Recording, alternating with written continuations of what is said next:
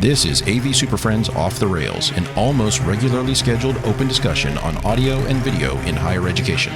We'll sound off about our most brilliant ideas, our dumbest mistakes, and everything in between. And because this conversation will almost certainly go off the rails at some point, we'll end up covering just about everything else. And now, the AV SuperFriends.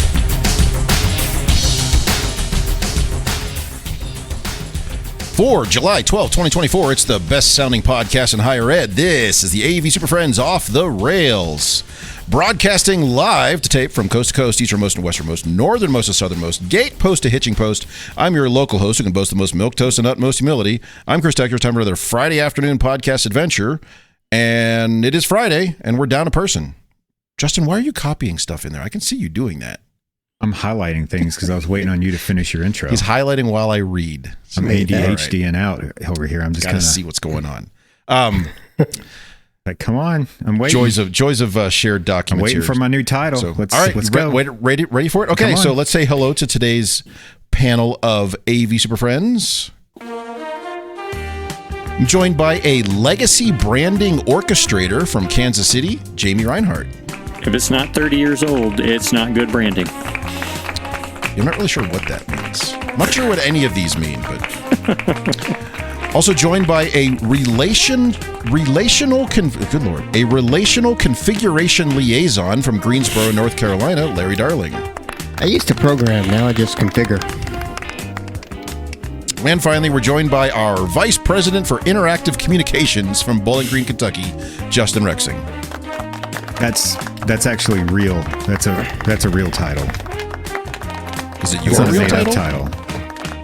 It's just somebody's title. It's somebody's title out there. You know what they do? They do interactive communications. You know what that is? Clicking on web pages. That's called email. No, that's not interactive. That's no. Is it? No. Mine aren't. I try not to interact all my emails are interactive. Mine are always interactive. Well, on today's show, we're going to discuss our favorite non-electronic items for project installations. And we're going to talk about a product that could be the very best thing to come along in years, or the worst thing ever. We don't. It's a weird one. So it's weird. What is it? What is this? Hold your horses, Chief. It doesn't matter. So, all right. But he first, was in the planning session. It's in the documents. But first, paying attention. Let's do the news. Yeah. Justin, he's always so excited for the news. Justin sings along live with that every time. It's one of my finer moments in life. That's my ringtone, actually. I'm thinking about it. Yeah, it's pretty awesome, right?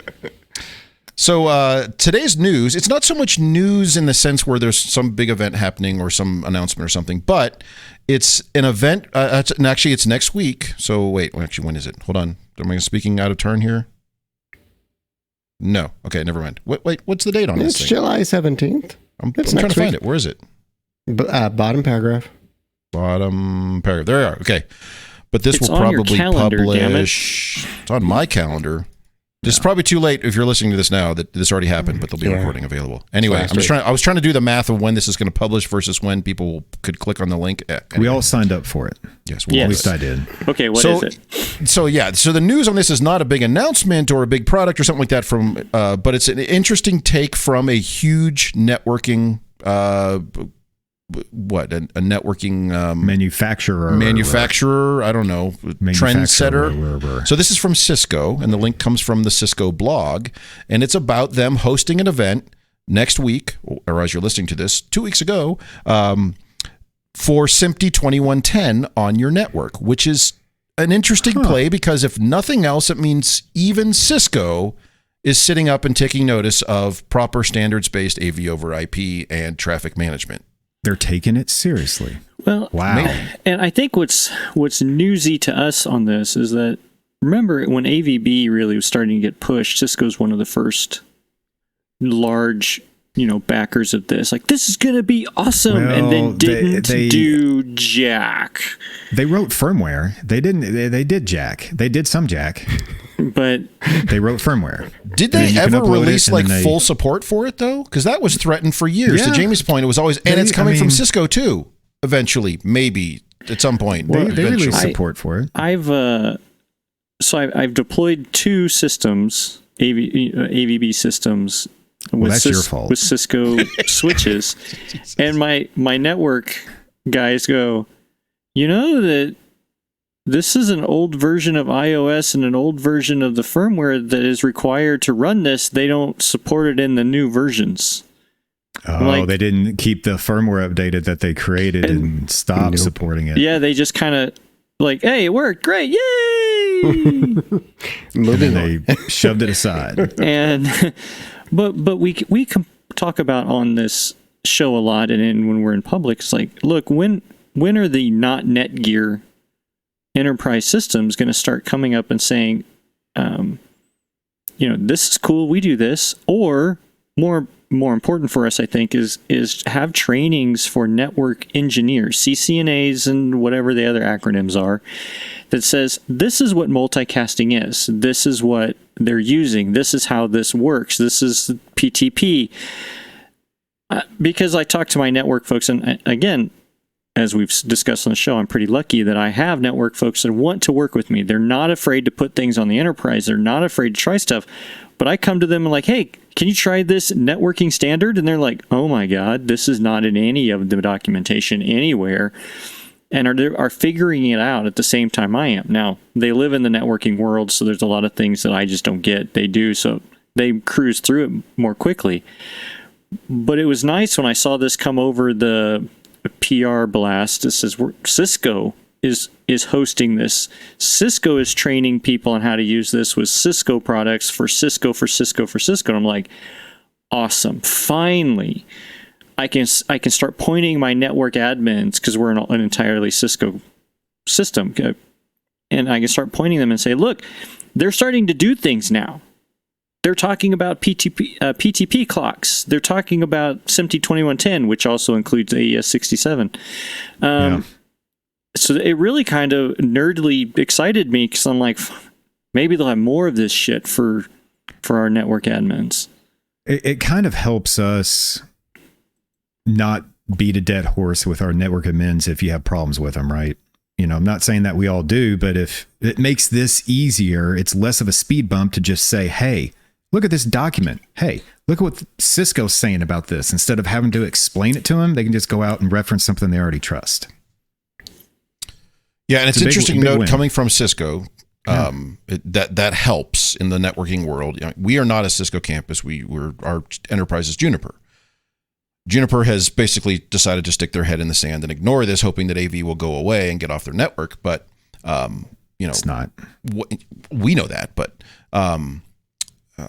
when we talk documentation with network admins and we're like, well, here's what Netgear says, or here's what Extreme Network says, or it doesn't carry the same weight as the your main provider. Hey, here's the documentation from Juniper, or Jamie, to your point, and here's the documentation from Cisco about how Cisco is doing precision time protocol, etc., which is a huge part of just dropping AV over IP onto the enterprise network. And the fact that they are starting to get involved in this is, I think, a good sign. And if nothing else, I think this goes, and I think we called this, maybe 2 years ago, maybe more, that 2110 is going to be the eventual AV over IP standard of choice. Now, it may not be widely adopted by the manufacturers that we use for our stuff, but it's going to become the de facto, as part of IPMX and others. This is going to be the protocol that is most commonly recognized. Now, it's not going to have the same level of adoption that we're going to see that we see out of like HDBaseT or something like that, but because that's a pipe dream. How that happened once and will probably never ever happen again, great. But if nothing else, this is a baby step towards major networking manufacturers getting on board with the appropriate type of managed traffic and the appropriate tools to manage said traffic for AV over IP. So I think that's great. Yeah, I'm excited about it, but at the same time, like, it's going to have to trickle down a lot for it to actually impact me and my network. I'm a Juniper campus as well. And so right there, I've got that going on. And then, as you mentioned, the manufacturers I use aren't playing in this field yet. And so it's got to go through the broadcast and everything else. And maybe it'll work its way down in a couple of years, but it's good to see it starting. It's not even the SMPTE 2110 part that's exciting. It's the fact that they're even having a whole training session on webinar. They're spending resources on it. Yeah. Yeah, that's the on a protocol that's not typical for their users. And we all see it when you talk to, whether you're Juniper or whomever, when you go and say, well, Netgear's got a switch that does it, and you get the eye roll and the, of course they do, get your home's kits off our, playground. And, again, to Chris and Larry, it's like even taking this and saying, well, look, Cisco's doing it. Well, that's a little bit different than saying, hey, look what Netgear gave us. I mean, look, some switches, they just work, but there is a hierarchy. Or there's the perception thereof. So, okay. Better way. Because Netgear does their own thing with some of these standard protocols, but for the most part, again, big kudos to them for being the only, and there's others out there, but being the only large networking manufacturer to get out there and be like, you know what, we're going to embrace this stuff because it gives a lot of people at least an option. So, and I've got over 100 of them deployed, and they work fine. When you think about the business, the marketing aspect of this, there's hope that maybe it'll get adopted faster than we think, because if Cisco is going to put resources and money towards this stuff, then there's possible, knowledge that they have that it could explode, and next year we're going to have IPMX ports on all our projectors. Yeah, no. Yeah. Come on, Larry. Come on, Larry. It's coming. All right. Well, so we'll all, it's not. Or as many of us, I think a bunch of us all signed up for this, and we'll sit through it and see what they say. And hopefully it's the first step in many of this sort of adoption to come. But we'll see, and we'll report back. Well, I'm just hoping if you've heard this and you're out, just sign up anyway. Even if you can't go to it, if you're not assisted, just sign up, because if they have a gajillion signups, maybe they'll have another one. Mm-hmm. And it's probably recorded, so if you're listening to this after the 17th, then go see if you can find it. Yeah, it's a good point. This is on the 17th at like 10 a.m. Pacific or something. So probably about the exact same time that this published. So stop listening. Go click the link. All righty. Take a quick break. Come back. We're going to talk about our favorite non-electronic parts that we use on our installations. But first, Jamie's going to tell us how to send letters, or tell you how to send letters into us. As many of you know. Exactly. It's a good impression. Do it again. Like that. As many of you know. All right, here you go. As many of you know, the Super Friends have always been better received when we have more input from you. So, here's your chance. Send us a note at mailbag@avsuperfriends.com and get involved with the show. We're looking for some topics to discuss, some fellow nerds to talk to, or just general AV awesomeness to brag about. But remember, we'll probably steal your ideas. And I suppose we'd take some criticism, but that wouldn't be very nice. Anyway, drop us a note at mailbag@avsuperfriends.com and find out how quickly we ask you to join this nonsense.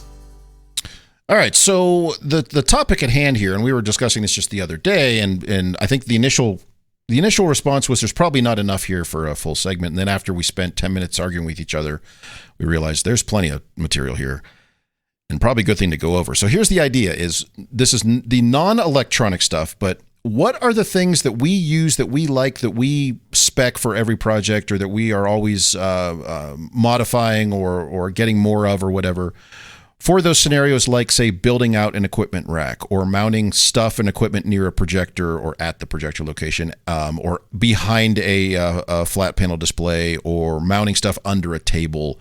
How are we doing that? And I think this started with, we'll start with equipment racks.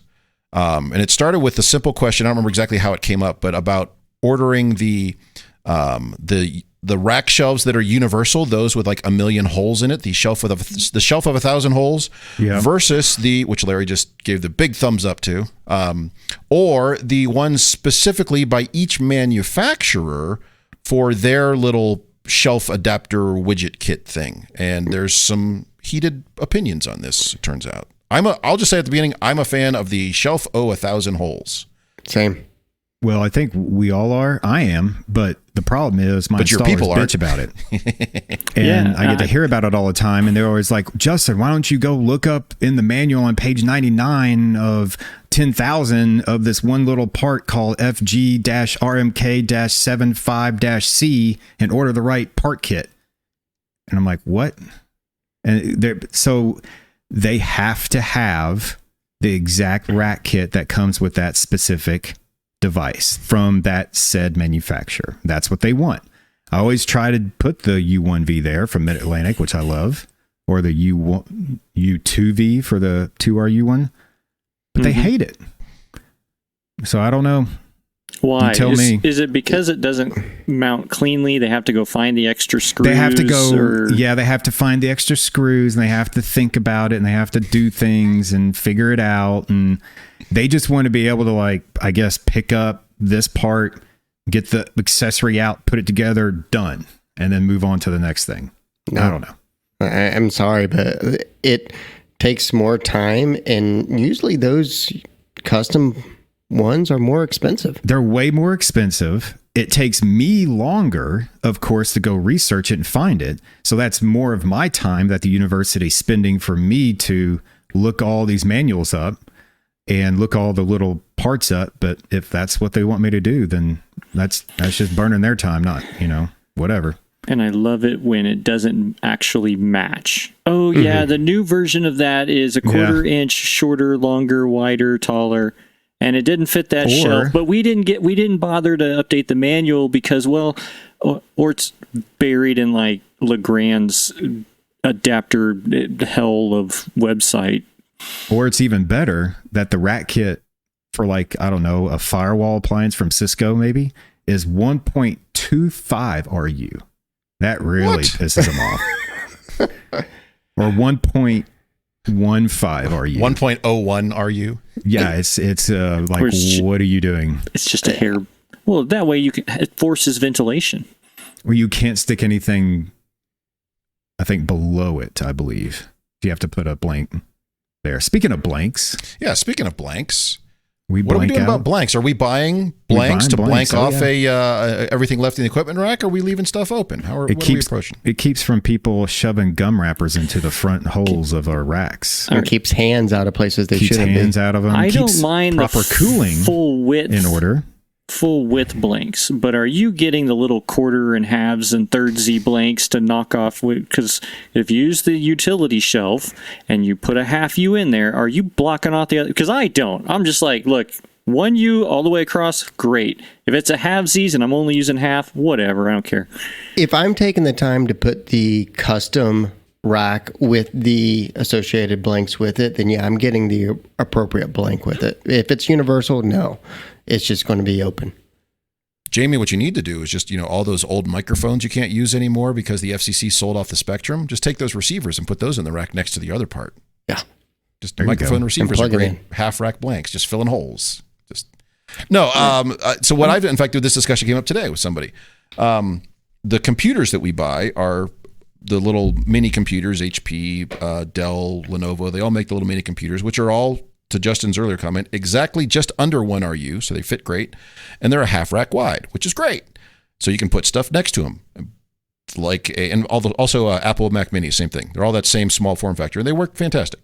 But they all have a power supply. They all end up with your little breakout adapters, your a USB encoder or an AV bridge or something's right. So you end up with like 3 or 4 things right next to it. And I use the other half of the shelf for that. So I spec one shelf for the PC and that's where all the stuff lives. But I do take a half RU blank to blank off that other half, to Larry's point, to keep people's fingers out of there.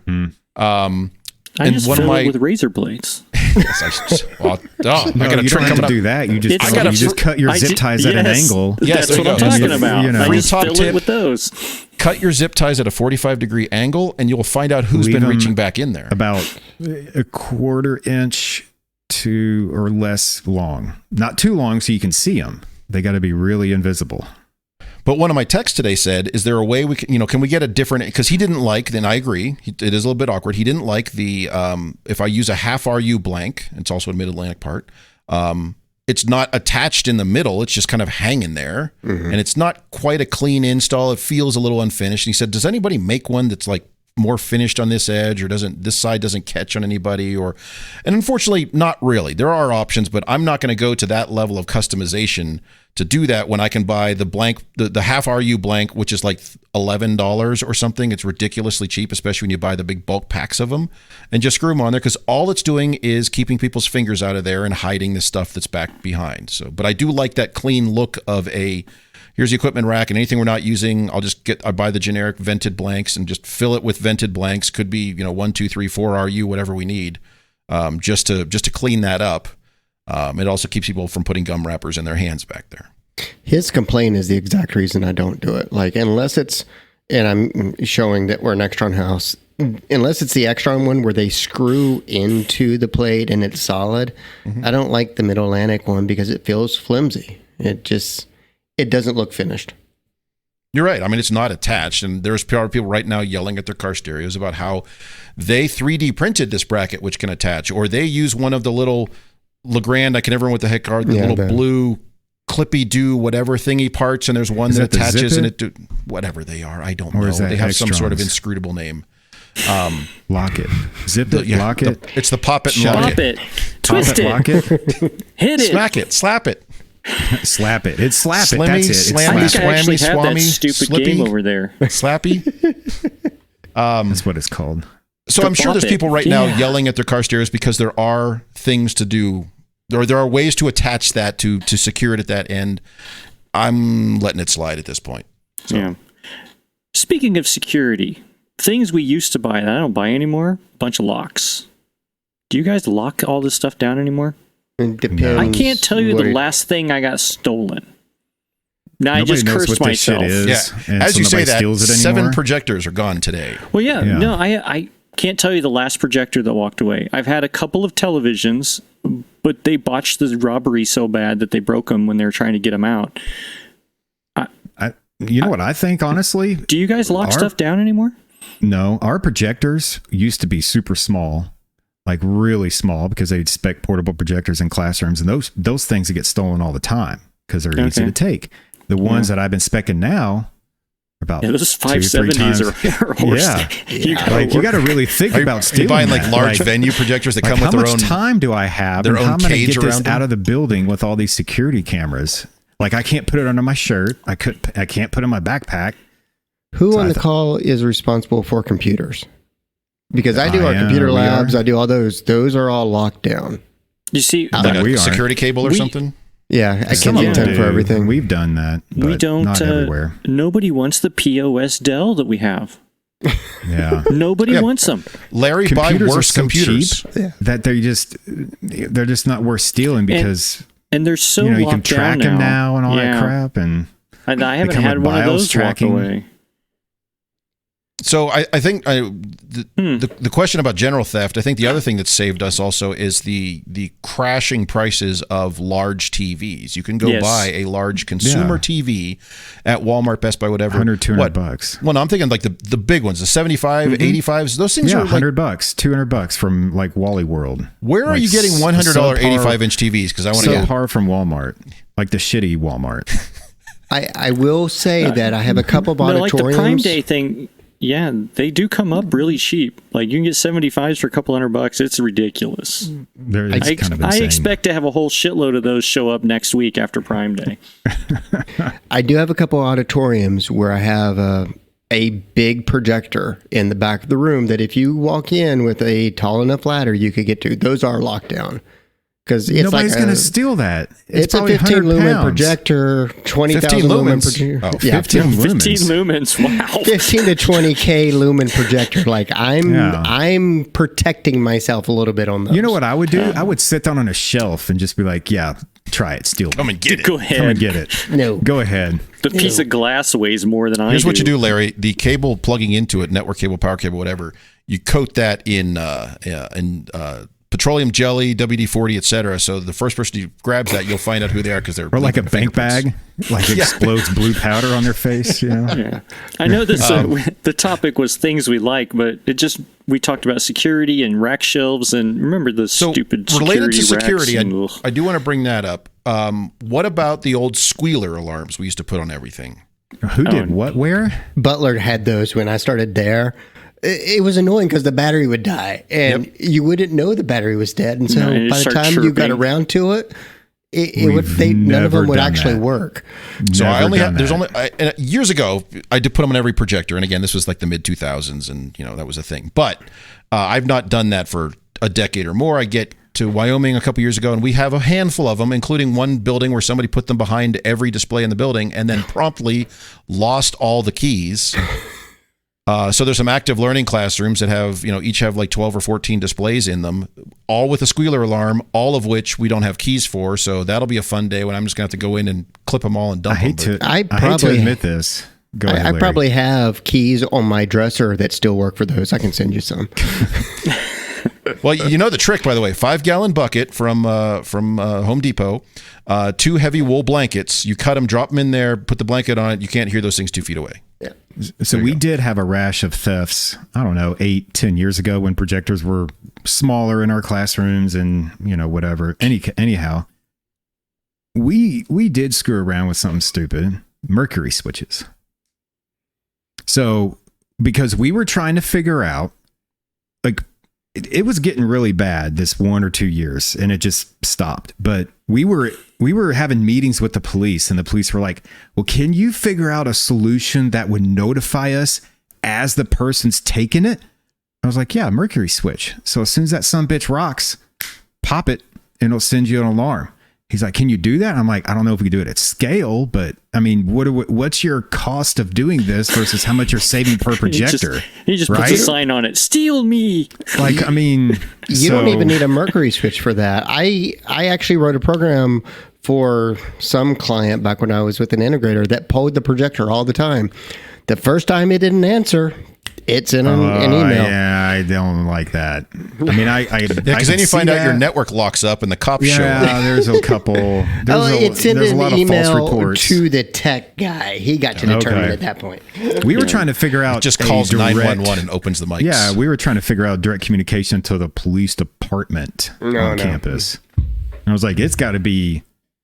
We got to think of something solid. Like we can pull the projector, but if something technical messes up in our programmer's logic and it's for a whole building, the cops are going to be really pissed at us.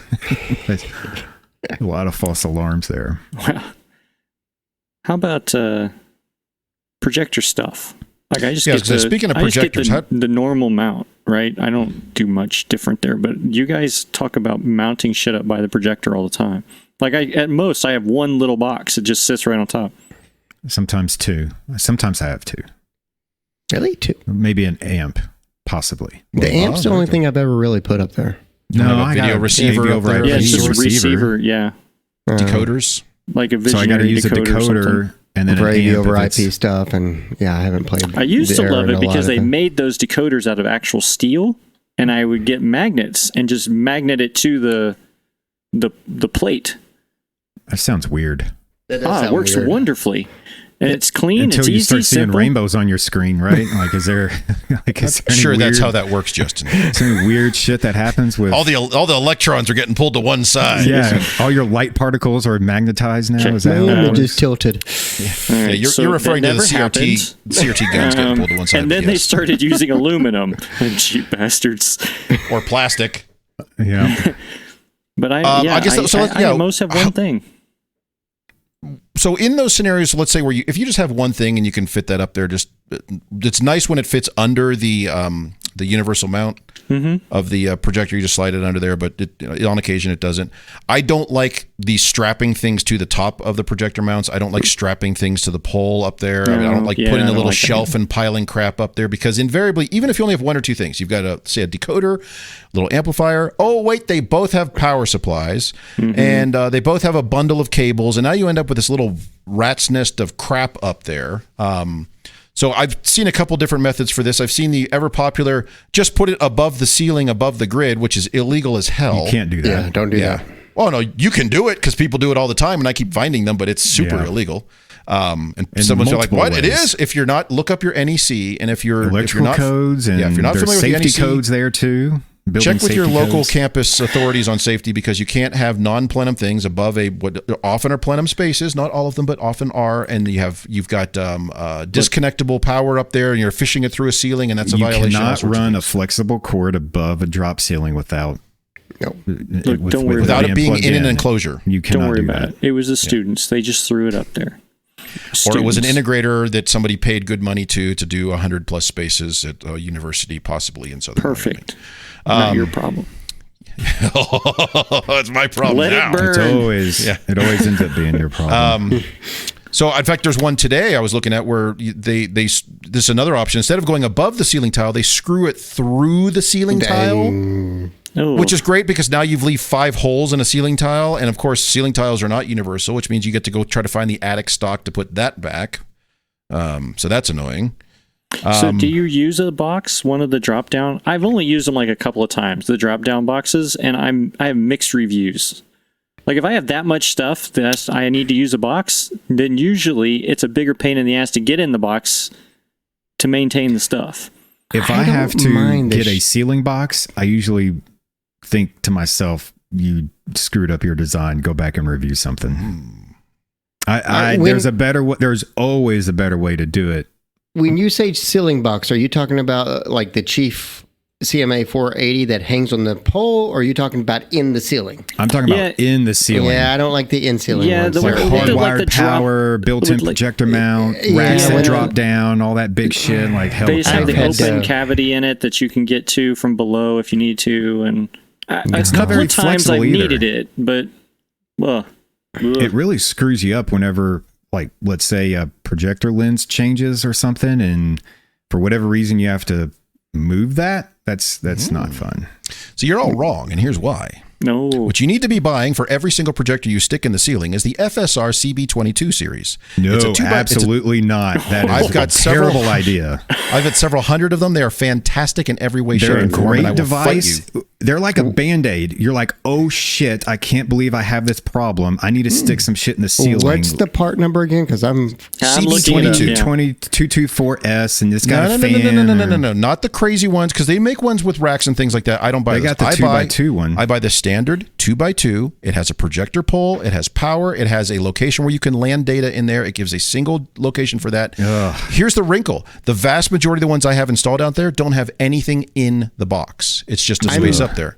I'm looking at this and I hate it. So no. All not right, then. doing that. Well, you're still wrong, because here's the awesome part about it. When you do eventually realize you've screwed up 10 years from now and you need to put something up with the projector, now you already have a location for that. But then you have to move it, and you got to call an electrician.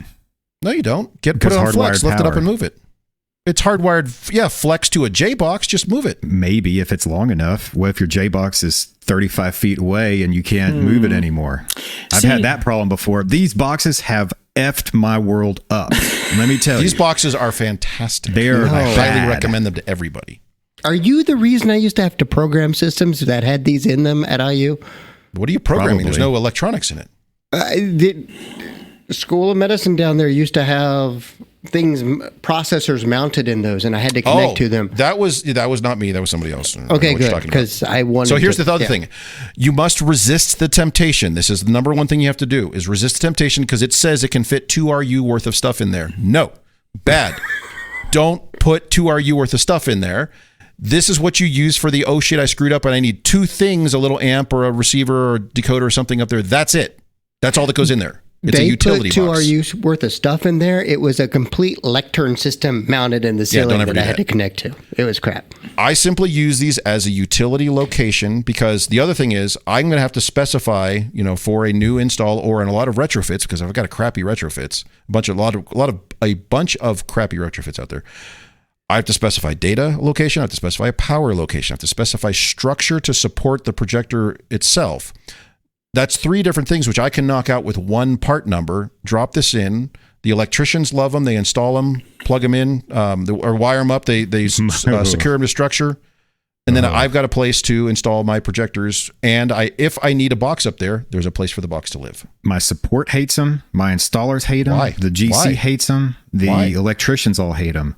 They're too heavy for the ceiling. They require a bunch of extra work. They're too you can't expensive. you can't hang them on the ceiling, but that's no different than mounting a projector. Because if you mount a projector just laying on the grid, you got all sorts of problems. You have to get that up off the grid and secure it to structure. Like the GC bitches at me because they got to take out like, oh, well, we planned it here, but there's a little HVAC here. We can't do it here. It's got to move here. And then we got to build unistrut and it's got to come down a foot above the drop ceiling tile. And we have to do this, and we have to do that. Above ceiling collisions. Above ceiling stuff. No, I'm not disagreeing with that, but all the scenarios you keep bringing up are places where I would say, well, then don't use it there. Use a speed mount with a plate drops in the grid there, and that's exactly what I do for everything. So I have to look at it every drop ceiling for every needs analysis meeting. Is that way I don't have to carry a ladder to every needs analysis meeting and look above the drop ceiling when I spec a projector. Oh, well, that's part of the job, man. No. Well, you carry a ladder around every meeting you go. Yeah. To look above the drop ceiling? I have been burned enough by not checking above a ceiling that I'm checking above ceilings now. I usually need the ladder just to get in the chair. Yeah, you can't do that either. The newest one I'm getting burned on is fake data connections in walls, where someone has in the past taken the plate off the wall, bootlegged an extension or bootlegged a patch cable onto the back of the punch down and then rerouted that somewhere else. Yeah, that's fun to find. Also that's done by an an interesting integrator. Yeah. So interesting trick. Yeah. That's an interesting one. All right. So speaking of stuff near projectors, what about stuff at displays? What do we like for that? Are we just using the ever popular integrator method of I spec a mount, which is big but doesn't meet ADA, and I don't care about that, and I'm just going to cram stuff behind it by the fistful and hope that we just get away with that? No, you got to be really careful with in-wall boxes. There's been plenty of times where I plan an in-wall box, and because the size fit, the connectors did not. And so we ended up putting the equipment outside the box anyway. Because when you plug things into a box, it makes it bigger. So be really careful when you buy in-wall boxes and what you're planning to put in there. Put it in CAD, do your measurements, something. I love the CSMP 9x12. I use that in most of our displays. It attaches to the LTM1U from Chief. Put a computer, a little widget right there. It's perfect for AV over IP or HD base T boxes behind displays. Super cheap and super easy to deal with. And that way you don't have to do an in-wall box. I do like in-wall boxes because, and I'm particular about where power lands behind my TV, because a lot of times, you know, depending on the height of the TV, you have to tilt it down. And so you don't want the outlet to be at the bottom half of your TV. Nope. And so we got to put it up top left corner, right? That's the right place to put it. So by putting an in-wall box there, I don't have to worry about too many elevation drawings. It kind of saves my time, but just be careful of what you're trying to solve. Like I used in-wall boxes on this press box I'm designing right now on campus just to get by with ADA, because I got a TV that was 2.8 inches deep. The mount is 1 inch. And if I put a power plug back there, a standard plug, it would have probably pushed it out past that 4-inch mark. So the power is always a challenge because as displays have gotten thinner and thinner and thinner. A little trick, ask for a clock outlet. Yeah. And it's recessed, but you get weird looks from electricians because they're like, "What do you mean by clock outlet?" And they have an actual proper term for it. I forgot what it was, but like the one with recessed outlets in there. They're like, "Oh yeah, blah blah blah." It's like, yeah, sure. That we were talking about this earlier. In modern installations, I have so few items that go behind a television. It's usually one or two. Yeah, usually one or two. Same with me at projectors though. Maybe it's the same thing. And we use a lot of the the LSTM mounts with the bars on it. I mean, we're terrible. Like a couple of zip ties around the bar, hang the thing off there, and the back, it's just there. It's Check just a out receiver. That CSMP. But I love the idea of the sliding shelf. But doesn't that stand like another inch proud? It does, and But now this is for like non-egress areas, over account. So illegal displays is what you're saying. Not necessarily illegal displays. There's fixed furniture below just it. gray area. Yeah, we stuck a bench under it. It's fine. It's screwed to the wall. There's no walkway there. It's fixed.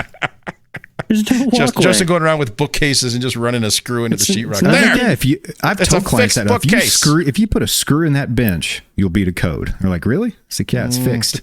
Depends on your AHJ and how they want to Yeah, look at it. But, depends on your definition of fixed, but yes. Anything more than that, I've just been buying a slimline credenza and sticking it under it. Yeah, It's that's it. $600 or less Yeah, it's not bad. to put this credenza under it, and I can do whatever I want. It does I don't solve have a to lot move of power because it's already at 18 inches usually. I've been getting lazy, I guess. I was like, put a credenza there. Speaking of being lazy, I also spec just a big in-wall box for every display install. Seriously, that's like, hey, I'm going to add $300 to the cost of every single one of these. What do you do on block walls? Well, block walls are a special case where you have to stand all the crap off with wire mold raceway or something like that, any Panduit or something anyway. At which point, then to Jamie's point, gnarly. I'm looking at furniture or I'm doing everything in to talk them out of it. But if we can get in the walls, then yeah, I'll spec an oversized box. Now, the irony is I don't land a bunch of stuff in that box. I don't like putting the little micro PC or the signage player appliance or the AVoIP decoders in those boxes anyway. You can't get to them. Because you can't get to them, and a lot of them need a quick recycle, or you need to reboot something, or it's sitting there overheating and cooking itself. Yeah. So I don't like doing that. So oftentimes it'll be the loop of Velcro around the crossbars of the appropriate mounts, unless you're on the slimline mounts, which don't have that, and then it's a pain in the ass. So that CSMP 9x12 puts the front of that computer button at the edge of the display, and it's beautiful. Well, here's my newest one. When you look around, it's right there for the client to touch. A lot of the displays out there that have, especially if they're built for education, we use the Promethean ones, but also I've seen them on Samsung's and drawing a blank here, ViewSonic. They have a little like Wi-Fi adapter module that's a separate accessory. But because of that, they've got a place on the back of the display that has either a 75 by 75 or 100 by 100 VESA pattern where that's designed to mount. And what also mounts there is a little mounting bracket for the micro PCs, which, to your point, Justin, then puts them at the side. And you tell people, oh, your computer's right there, tucked in the back corner here. If you need to get to it, you just plug it in there. So You know what pisses me off about the micro PCs? They're micro? The not so micro power supply that goes with it. Yes, the power supply the size of your shoe that comes with it. It's the same size as the computer. Mm-hmm. Oh, it just pisses me off. Which makes me wonder, how is it that of all people, Apple can build a computer in the same physical form factor, the little the Mac Mini, but it has an internal power supply? Well, why doesn't Lenovo, Dell, HP do that? I know, yes, it costs more. I get it, but the delta in price there is like $200, so whatever. Yeah. The Apples are annoying because all the ports are on the back, so good luck getting that USB port. Now you're fishing a little extension cable out or something. So, all right, a couple other things for mounting stuff behind displays. We talked about recess boxes. We talked about the sliding shelves. We talked about the mounting things to where the Wi-Fi module location is, or things like that. One thing I did want to bring up is sound bars, because a lot of these were attaching sound bars, conferencing bars, et cetera, to these displays. I hate that most of the manufacturers they just like design to you, let's put this in the wall, and you want me to put more holes in the sheetrock in a brand new building. So just a quick tip for anybody out there buy the little soundbar universal adapter mount things. They're, Peerless, Chief. Be very careful with those. With a warning. I love them. A little bit of a red flag. What's the red flag? Because I've done several hundred of them, so I need to know.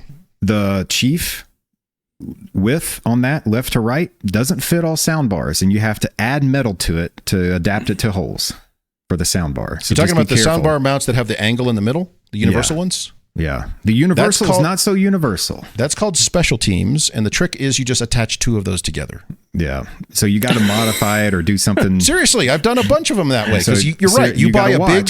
You buy a big 86-inch, 98-inch display, and your plan is to put your conference bar there. The arms aren't long enough. You buy two of them, and you connect them end to end, and look, it works fine. So, well, you're talking about the height of the display. I was talking about the width of the sound bar and where the holes match up. The holes were outside of the entire width. That's what drills are for. No, it was I'm not drilling into plastic and screwing a screw through plastic through metal brackets. Like that's not The going to, I'm not doing soundbar's that. holes were wider, Wider than the display. universal. The soundbar's holes to mount to the wall or a device was wider than the universal chief mount for a sound bar. What sound So bar therefore, was the this? sound bar wouldn't fit on the chief universal mount. I remember it because I was working on that sumbitch at 9:00 at night, going to Lowe's, finding a bunch of metal to fabricate. I'll have to go find out what sound bar it was, but just be careful. Or They if don't you all had fit. 2 of those universal kits and you attach it to the outer So, yeah, edge and have then them ran laying them around. in, and then you pick them up and they're like $30, man. Have them laying around. Just be careful. This is They called don't all special fit. teams. So Yeah. you have to go make some brackets. You got to go create stuff. The Biamp sound bars, the Crestron sound bars, is it Bose I think I've done as well. They all work with these. The annoying part to me is the manufacturers assume you're going to attach it to the wall and they all have like the goofy hinged mount. I hate that. Please stop with that. Kudos to right out of the gate Sennheiser. So they did it right because I think they kind of waited to see what that market was like. But all of their conference bars have standard VESA adapters that they sell as their own kit. Also, of all people, Logitech did that with their early ones and their conference bars years Well, ago. only if they can make a good sound bar, though. Well, yeah, I'm just saying the mounting was correct. So, Yeah. Can we just have your mount? It costs more Yes. than the bar. but yeah, look for that. Every time I order a conference bar, I order a universal soundbar mount because Yeah. I'm not putting more holes in the wall. Order 2 if you're worried. And order 2 if it's big because Yeah. Justin keeps No, finding super wide soundbars. I do the same thing because I don't like making the measurements. And if you have to drop the screen later, you have to deal with it. I wish there was better ways to put cameras on the tops because not all the shelves are great either. They do make, I have played around with this. I think it's Iconics, maybe. They're a speaker manufacturer. They make custom speakers to the height of your display. Yeah, Leon does that as well. And you can get brackets, and that looks really good. I like doing Yeah, that. that's a nice finished look. I agree. It costs you an arm and a leg, but it's a nice finished look. Yeah, I like doing those on the 86s and 98s versus Extron did that with their conference bar. That was kind of, they made like, it was like a universal sort of thing that it's got like a plastic sleeve, so you can adjust the width of it to match the width of your display, which is nice. Jamie, to your point about mounting cameras, if I have the space, I'll use like the Chief, I can't remember what it is, the FCA that mounts on the Fusion mounts that clips on and gives you a camera shelf. But again, if not, I've done a ton of these. You use the universal soundbar mounts. You just tip those in and 2 of the screws, you drill some holes, you mount your standard wall mount for a camera right there. Boom, done. Mm-hmm. It's great. Drives people nuts when I show them shit like that. All right. Last topic we wanted to discuss as far as mounting things, attaching things, securing things is under conference room tables. Because invariably, especially on new builds, it's like this, there's the furniture coordination meetings that happen, and then, they changed it at the last minute. Instead of having 2 columns, there's now 3 columns, and they've all moved. They never line up over the floor pokes or floor boxes. They never have proper pathway, and they always say things like, oh, well, there's like an existing cable pathway from the manufacturer with these little plastic, like screwball clippy U-shaped things. You still have to go mount all your stuff under there and get it clean. So what are we doing for that? What's our way to mount those? And to your point, Justin, we're down to only maybe 1 or 2 things at each of these, but there's 1 or 2 things somewhere. Where's that going? So be careful and mindful of people's knees when you're designing this stuff. I've seen it where consultants will spec these devices, the under rack 1U or 2U, whatever it is. And they always spec 5U of gear to fit in these 2U and 1U racks that fit under the table. So also be mindful of that. But if the equipment does fit there and people stick it in between 2 chairs, people are going to hit their knees on it, and it's not going to be comfortable to sit there for a full meeting. So just be mindful of people's knees. Well, there's also an ADA concern because ADA says you have That to, is it too. 20, I'm going to get it wrong, 27 inches. There's a minimum amount of clearance you need under a table for a chair to roll under, and it's 27 or 28 inches, I think. So It's 27. I don't know. I don't want to say because I don't know. There's also a offhand. depth, to your point also, because someone's going to say just move it farther back, but there's an amount of space required from the edge of a table. It's like 26 inches, 28 inches or something that you have to be able to roll a chair under to a certain depth too. So Yeah. So are you guys are doing this on tables that are not attached to the wall? Or correct. Your I standard usually see them conference in room like- boardroom out in the tables. middle of the room Out in the somewhere? room. Uh-huh. Yeah. I don't ever do that. I don't You don't either. build conference I've just rooms? seen it designed that way, and I'm like, I don't No, like I mean, that. we have all kinds of those, but I usually, everything is, even the Behind the tables, TV. yeah, even the bullet tables that go up against a wall. What about for the your video conference size? transmitter or your video encoders? Where's that live? Inside the table leg because I Yeah, fucking they're- designed it correctly.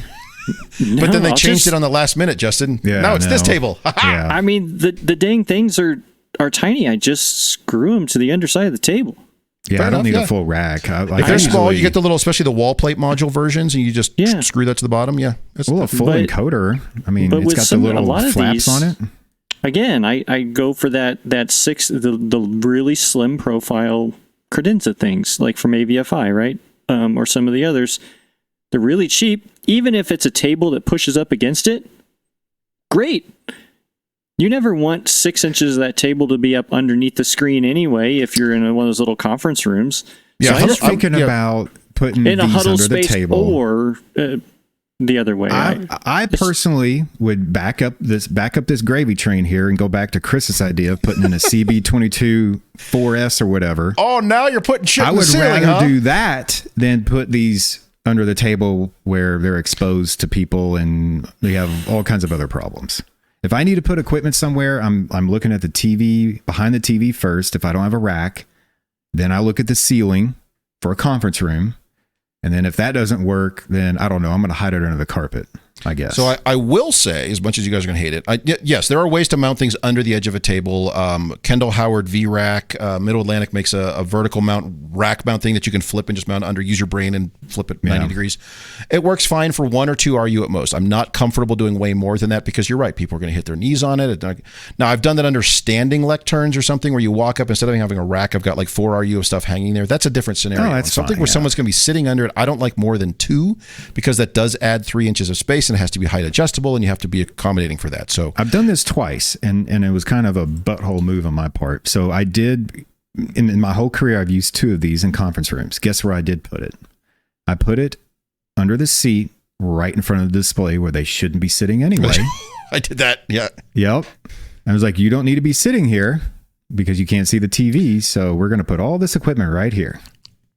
I did that with a couple of computers and a PDU, a power, this main power for the system. Yeah. And I put it at the head of the conference room table. Yep. Where someone's gonna say, but that's where the chair or the dean's gonna sit. They're No, not because sitting there. now their back is to the display. They don't want to sit there anyway. No one wants Correct. to sit there because if they do, to your point, yes, the table has 12 chairs, but you can't use that 12th chair because now that person is sitting in front of the display. So I can They put my just crap haven't there. realized it yet. Yes. Right. The one thing I do use for this, if on the occasions I have a handful of items I need to get under a table, which does happen, but not a huge amount because yes, things are generally only 1 or 2 things and you can hide them in table legs, etc. I do use an under table. It's a 1 RU enclosure, but it's by FSR. It's let me look it up here. This is the WMUTR 1S or 1. It's a 1 RU enclosure, but it's fully sealed all the way around. It hinges down to get access to. You can build it out and wire it up and do whatever, clean it up. And then you reattach it and it gives a single enclosed kind of little box. But you're right. You can't have that right at the edge. Well, I guess you could, but you don't want that right at the edge because it's just a bare metal edge to it. You move that back to the center of the table so it's kind of out of the way. If nothing else, it gives you a place to hide stuff and make sure your cabling's all cleaned up and hidden away and all that fun stuff. But that's my standard conference room hack. I even got one of those random wall boxes, put that in the wall, and then told them to put a picture frame over it instead of putting those things under a conference table. Like, I just really don't want to put... You missed the tour at Mark's campus in Newport, Oregon at Northwest Met because you left a day early. Yeah. There was a room where they couldn't decide which side of the room the display was going to go on. And it got to a certain point in construction, and there's a wall box on both sides. Yep. And on the other side, they put a painting over it. That's what I would do. If you couldn't decide, I would design it like that and say, you just put a picture over it later, and then we'll figure it out. Or fully populate with 2 displays. Yeah. Even better. On both sides of the opposite ends of the room now? That's weird. Yeah. I made that suggestion once. I've done weirder. And then I was reprimanded because I made it in the wrong meeting, and they said, you can't put a picture frame over that. There's power in that box. That's look, I just de-energize the power. It's fine. I just sat there and went. It's still okay. technically accessible too, because it's easier to get the painting off the wall than it is to get the screwed on cover plate off of the wall box. I just smiled and waved. And waved. Just you're right. That's where you point out and say, "Great, then you figure it out." I mean, they're not necessarily wrong, but I mean, my God, that's a gray area. It is. NEC. That's really because that power is still accessible, though it is hidden. Yes, but correct. The correct answer is, well, then we have the electrician remove the receptacles and pull those conductors back, and then there's just a location for a future power receptacle. So, yeah, whatever. Disclaimer: none of us are licensed electricians. Yeah, don't listen to us. We just play one on television. So yeah, I'm going to print mine out here in a little bit. I worked on live electrical this morning. I have my electrical person certification here. It's just right here, right next to the. I'm now a priest, so I'm good to go. You just buy these things on the internet, man. Don't you know? Oh, you got your Doctor of Divinity as well? Yeah, I'm good to go. From your nearby online diploma mill. All right. So anything else related to racks, projector locations, display locations, under tables, any other hardware, widgets, adapters, tchotchkes, gizmos? What's the weirdest place you put a piece of equipment? Wyoming. Oh, that's not what you meant. It's not wrong. I don't know. You ever done AV in a bathroom and a restroom? Because I had to do that. No, I think the weirdest place was putting in a wall box and putting a picture frame over it for me. Trying to think of. I got nothing. It's usually, I think we hit them all. I'm trying to think of an outlier. We got it. We're out of ideas. Okay. We'll take a quick break it. We'll take a quick break and we'll come back and we're going to talk about a bit more SMPTE 2110. We're going to bookend with probably the best product or worst product that we've read about in the last week or so, or 2 weeks, somewhere in that amount. It's something like that. Anyway, take a break. Bring your service. Bring your service. Bring your service. Don't go on a job site without one. Bring 2 and 3 just to be sure. Bring your service. It's amazing. It's astounding. It's unbelievable. Bring your service. Don't take gigabytes and 6 pounds of pixel crushing resolution smashing prehistoric insanity. If you forget to bring one with you to your next AV integration, you better be dead or in jail. And if you're in jail, break out. Remember, when you go to a job site, don't forget to bring a source. Another fine product by Independent Amalgamate. All right, so I don't know if this was at InfoComm.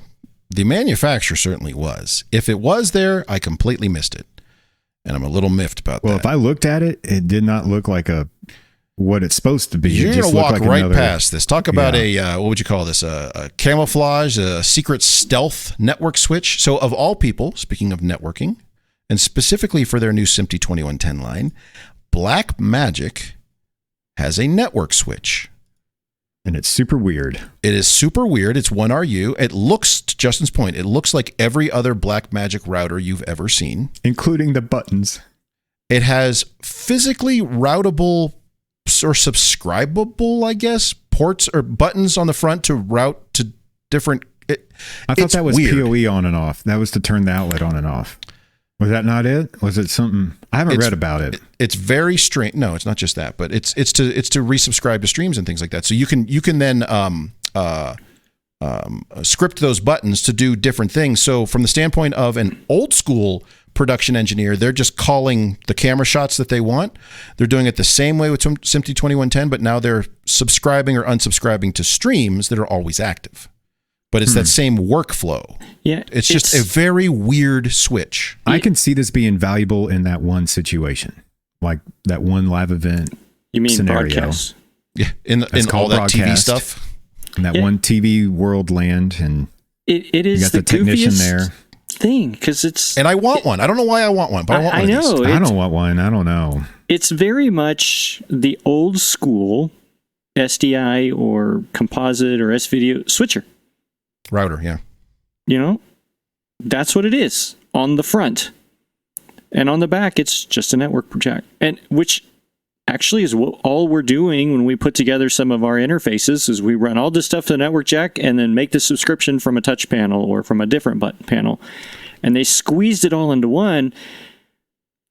I'm with you. I think this is a great idea that I'm not sure is a great idea, but man, it sure looks like a good idea. That looks like it could be a complete disaster. What's the what's that SDI monitor out? So thing? yeah, a couple other points on this. One, all of the network ports on this, all the standard copper RJ45s or 8PAC for those of you who are getting pedantic about it, are 10 gig, not 1 gig. So this is 10 gig only. You start at 10 gig because they're like, look, if you're doing SMPTE 2110, you're doing 10 gig, so screw you, just buy 10 gig. Justin, to your point, so this has an SDI monitor out and an HDMI monitor out, which so means is that just like also literally monitoring the streams? Yes, it also acts as a SMPTE decoder to let you monitor those streams. So you can then configure a multi-view output from that, and then you get your, you get to call your shots and do your preview and program and all the rest, and very much kind of like forcing. It's like they took a bunch of people in a room and like, all right, here's some 30-year TV veteran engineers and technical directors, and here are some 30-year-old networking engineers, and they made them figure out like a hybrid product between them. So it's very weird. So again, I can't decide, is this the coolest thing we didn't see at InfoComm, or is this the dumbest thing ever to exist? I don't know. I'm torn on this. I don't know, but I need one. What are you going to do with it? I don't know, but I need it. Are you going to route AV over IP traffic on it? It's like a Vespa scooter. You don't need one, but you need one. I don't know. You would look great on a Vespa scooter. Me? Yeah. I don't have enough room for my knees. But yeah, like, what's the clear button do? It clears the routes and then takes the route. But yes. We are so far away from network engineering at this point. This is ridiculous. I wonder, like, what bozo was sitting in the back room like, I need to create this product. Yes, but I think that the bozo creating this project is the engineer who is so tired of trying to teach people how to put in a web address. Because they don't want to learn networking, so this is it? Yes, this is it. Like Chris said a minute ago, this is for those engineers that just can't wrap their head around networking and say, great, all you have to do is press the 1 to 2 enter button, and it just goes. Now, somebody has to go into the back end of this and assign all the networking protocols across the board. Somebody needs to understand networking at some point to get this working. That's where the folks like us come in. That's where the engineers come into play. That's where they all set it up, and now it's just like we give to our clients the 6-button remote control that turns everything on and off. Let me ask this question. The same. Can I put a QSys or Crestron control system on this and dive into the API and leverage those same buttons? I guess I could. I guess you could, but why would you do it that way then? I don't know. Why would you buy this in the first place? You're not the I'm not the broadcast none of us guy. are the target audience for this. Yeah, but I mean, I guess if I bet Mark gets 2 of these by the end of the year. Yeah, Mark will have 2 of these. I don't know.